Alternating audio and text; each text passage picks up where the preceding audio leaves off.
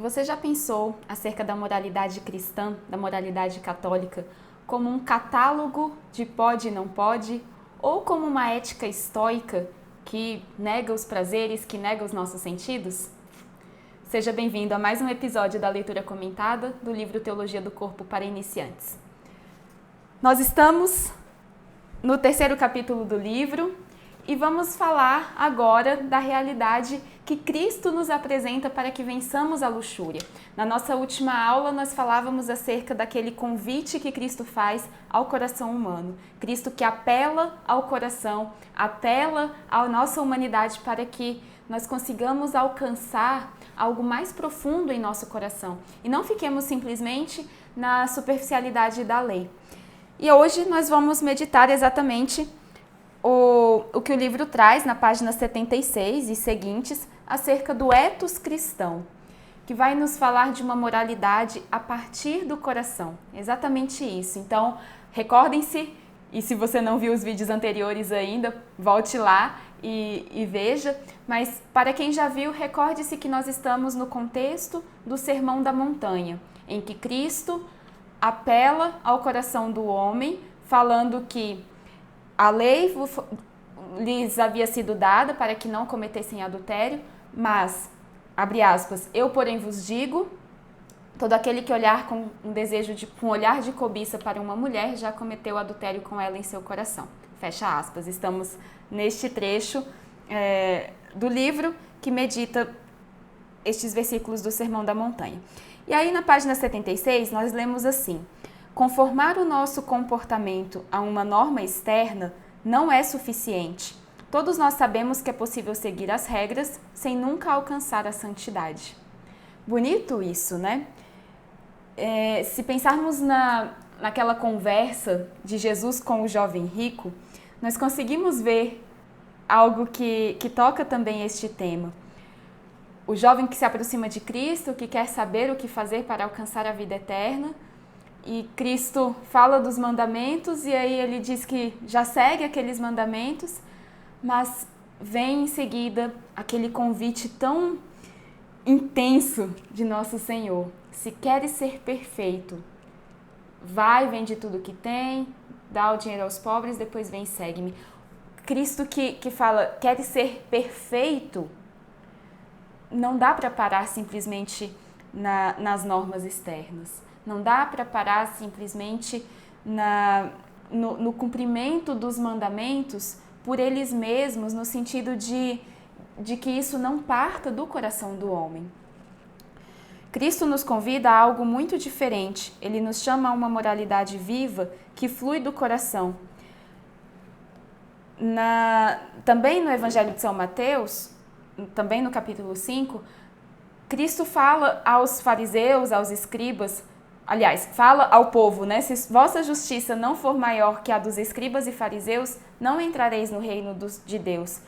Imaginem, né, como essas palavras soaram no coração do povo, porque os escribas, os fariseus, eram consideradas as pessoas mais santas. Então, o que Cristo está querendo dizer aqui? E aí o Christopher coloca: mas as obras de muitos deles, embora fossem considerados os justos, ao menos daqueles que Jesus destacou, eram apenas exteriores. Eles se conformavam à ética, mas seu ethos permanecia enviesado. E o parágrafo seguinte traz esta diferenciação acerca de ética e ethos, que são dois termos importantes para nós compreendermos, a fim de entendermos melhor também o que se segue na teologia do corpo. Uma ética é uma norma ou uma regra exterior. Faça isso, não faça aquilo. Sabe quando a gente era pequeno e a nossa mãe, nosso pai dizia, não faz tal coisa, e você, por que não? Por que não e acabou? Ou faça isso, mas por quê? Porque eu estou mandando. Porque sim, pronto, não discute. O nosso coração não se contenta com isso. E quando trazemos para este âmbito da espiritualidade, da nossa vida cristã, da nossa vida em Deus, não só podemos parar no pode e não pode. Claro, muitas vezes a lei nos é dada Aliás, muitas vezes não. A lei nos é dada e muitas vezes nós não conseguimos ir além dela e assim ela nos serve como uma proteção. Por isso que a santa obediência levou tantas almas, tantas pessoas para o céu. Porque muitas vezes nós não entendemos de fato as normas que nos são apresentadas, mas seguimos por obediência, seguimos porque reconhecemos a autoridade daquele outro que nos apresenta estas normas. E a obediência sempre nos coloca num caminho de santidade. Porém, muitas vezes nós não nos contentamos, ao menos não por muito tempo, em seguir a regra pela regra, simplesmente por obedecer.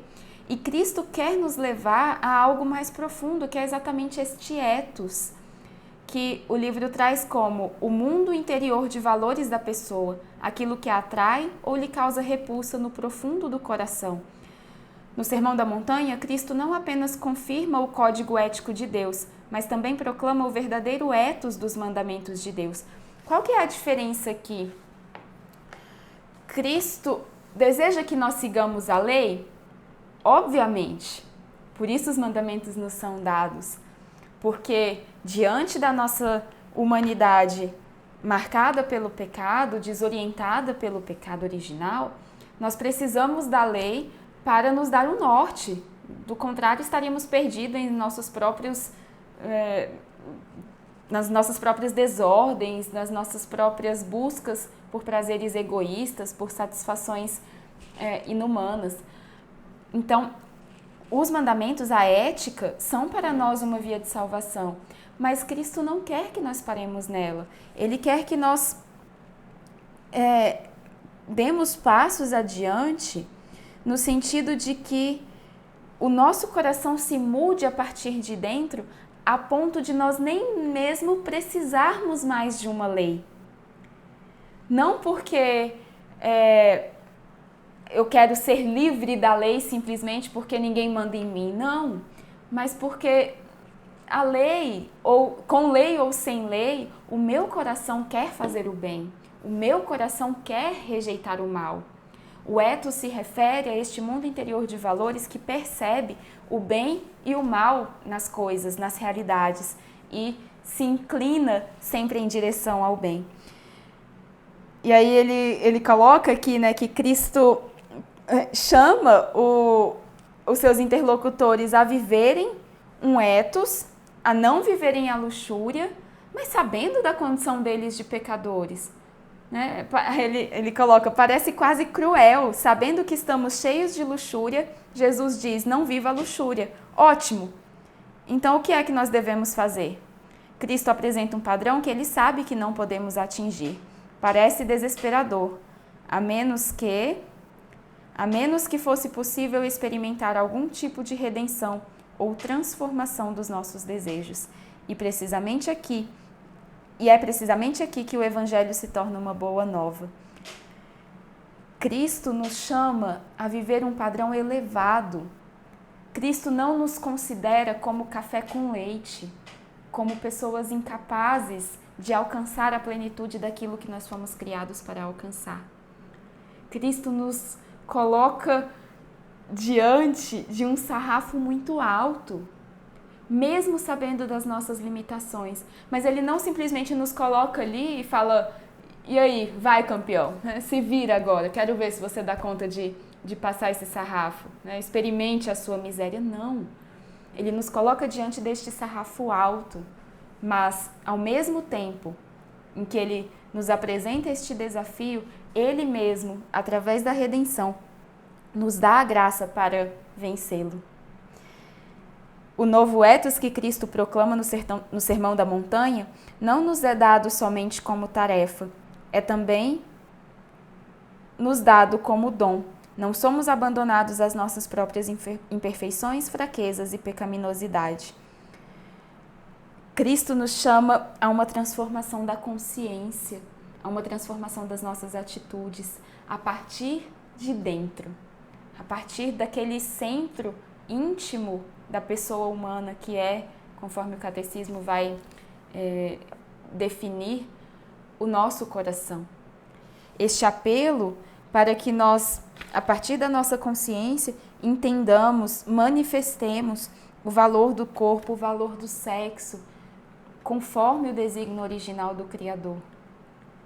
Neste âmbito da sexualidade, quando a Igreja nos diz para viver as normas da moralidade cristã, da moralidade sexual, ela está dizendo que nós não fomos feitos para algo pequeno, mas ao contrário, que nós fomos criados para algo muito elevado, que exige de nós renúncias, que exige de nós um esforço diante da nossa humanidade decaída e desordenada, mas que é possível alcançarmos através da graça de Deus que age em nós. E aí, isso obviamente nos dá esperança, né? É uma notícia boa, é uma alegria escutar isso, porque sabemos que não somos abandonados a nós mesmos, às nossas próprias limitações. Cristo nos dá a graça para viver aquilo que Ele nos pede para viver. Por isso que a nós, cristãos, eu não lembro se eu já falei isso numa outra aula, né, aqui da nossa leitura comentada, ou se foi numa outra ocasião. Se foi em outra, quero dizer para vocês, se foi aqui, você já escutou, escute novamente, para que entre ainda mais fundo no seu coração. A nós, católicos, não cabe dizermos que o pecado é mais forte do que nós. A nós, católicos, não cabe olharmos para uma realidade que a Igreja nos convida a viver, que é o chamado universal à santidade, e falarmos: isso não é para mim, eu não dou conta. Não cabe a nós. Do contrário, dizer que isso cabe a nós seria dizer que Cristo não é capaz de nos redimir pessoalmente. É capaz de redimir todo mundo, meu vizinho, meu pai, minha mãe, meu irmão, meu primo, mas não a mim. O que é uma ofensa ao próprio Deus, uma mentira diante da sua onipotência. Cristo vem para trazer a redenção a cada um de nós pessoalmente, e isso deve nos dar alegria e esperança. A pregação moral não é uma ética estoica, insiste o Papa Francisco, nem um catálogo de pecados e erros. Eu comecei exatamente com estas duas perguntas, porque muitas vezes é assim, que nós ou outras pessoas que querem criticar a nossa fé católica nós entendemos, e estas outras pessoas entendem também, a moralidade cristã. Uma série, um catálogozinho ali, número 1, não fazer tal coisa, número 2, fazer tal coisa, número 3, não fazer aquilo outro, né? Número 1.953.000, né? Não é um catálogo de pode e não pode, de pecados e erros, faça isso, senão você vai para o inferno, não faça isso porque é errado e você vai ter... Não, o ponto de partida aqui não é erro e punição, não é pode e não pode, mas é exatamente o que o livro traz na frase seguinte: o Evangelho convida, antes de tudo, a responder a Deus que nos ama e salva. Diante de um Deus que se entrega completamente a nós por amor, não nos cabe ofendê-lo com os nossos pecados. Diante de um Deus que se doa até a última gota de sangue por nós, por amor a nós, já nos tendo criado outrora por amor, a nossa única resposta cabível é amar de volta. É querer o que é bom, o que é belo, o que é verdadeiro, é querer o próprio Deus, é querer a intimidade com Ele.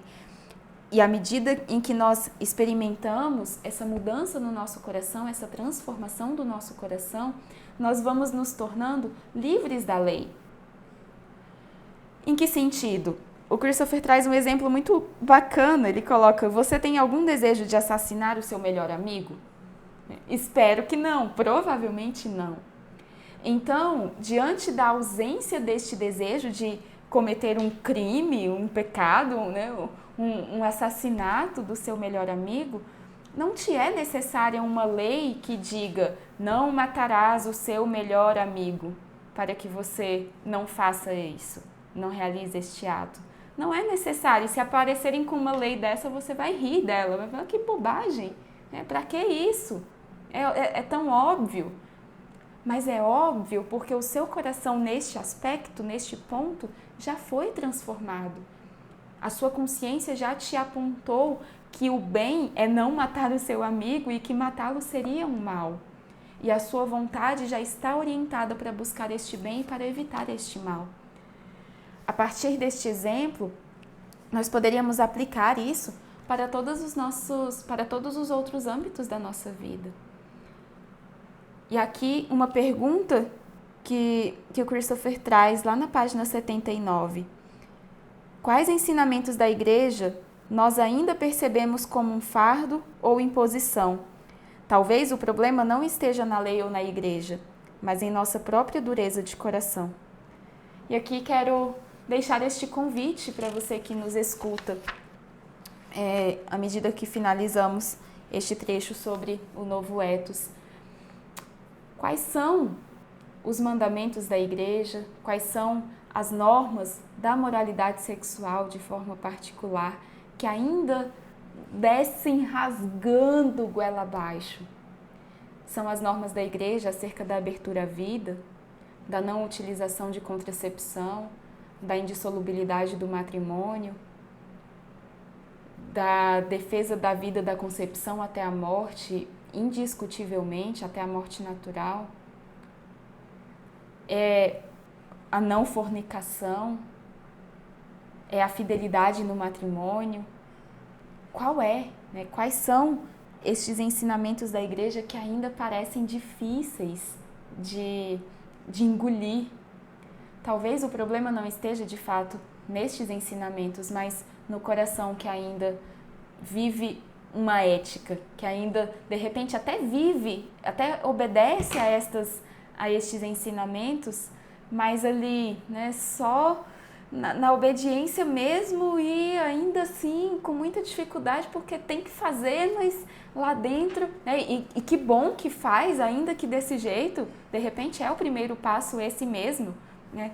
Não espere entender tudo, não espere o coração completamente transformado para cumprir os mandamentos. Cumpramos antes disso, mas também não paremos simplesmente na norma pela norma. Deixemos que a graça de Cristo atue em nós para que aos poucos nós cresçamos na liberdade da lei.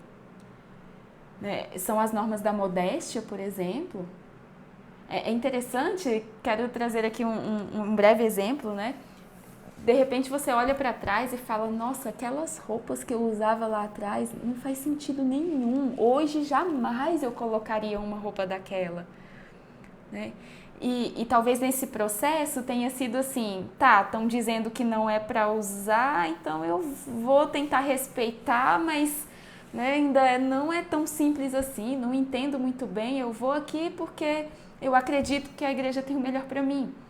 Mas hoje, de repente, você já tem entendido e olha para trás e fala, nossa, como que eu não entendia isso? Deixemos que a graça de Cristo vá amolecendo o nosso coração, desculpa. A solução é render os nossos desejos desordenados a Cristo e deixar que Ele os transforme. Então, quero encerrar este tempo com vocês hoje fazendo este convite à oração. Peçamos ao Divino Espírito que habita em nós, que deseja habitar em nós, a graça de transformar o nosso coração a partir de dentro, a graça de reordenar os nossos desejos a partir do mais íntimo de nós, para que sejamos livres da lei. Peçamos a Ele a graça de não escondermos as nossas misérias, mas ao contrário, de nos colocarmos nus e descobertos diante de Deus, pedindo a Ele exatamente por nossas necessidades. Senhor, é neste ponto que eu ainda não entendo. Neste ponto eu ainda tenho dificuldade. Não tentemos fingir ou fugir da verdade sobre nós mesmos diante de Deus. Apresentemos a Ele, né? E te convido a fazer esta oração ao finalizarmos este vídeo, a prosseguir esta oração. Senhor, a minha dificuldade ainda é entender a questão da contracepção, a minha dificuldade ainda é entender a questão do aborto nesse caso, a minha dificuldade ainda é entender por que uma pessoa que viveu um matrimônio muito complicado, de repente até com violência, com traições, não pode se divorciar e casar novamente? Que cruel!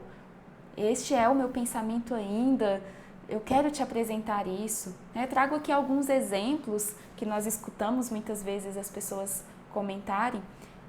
Em resumo, apresente a Deus a sua miséria, a sua dificuldade, onde o teu coração ainda está ali com um pontinho de dureza, e peça que a água viva do Espírito vá amolecendo este coração de dentro para fora. Vinde, Espírito Santo, enchei os corações dos vossos fiéis e acendei neles o fogo do vosso amor. Enviai o vosso Espírito e tudo será criado, e renovareis a face da terra. Oremos. Ó Deus, que instruístes os corações dos vossos fiéis com a luz do Espírito Santo, fazei que apreciemos retamente todas as coisas, segundo o mesmo Espírito, e gozemos sempre da sua consolação. Por Cristo, Senhor nosso. Amém. Santa Maria, Mãe de Deus, rogai por nós. São João Paulo II, rogai por nós. Muito obrigada a você que assistiu este vídeo. Não se esqueça de compartilhar com os teus amigos, de convidá-los para curtir aqui o nosso canal e de ativar as notificações, se inscrever aqui e ativar o sininho para ficar por dentro de todas as novidades. Deus abençoe você e até a próxima!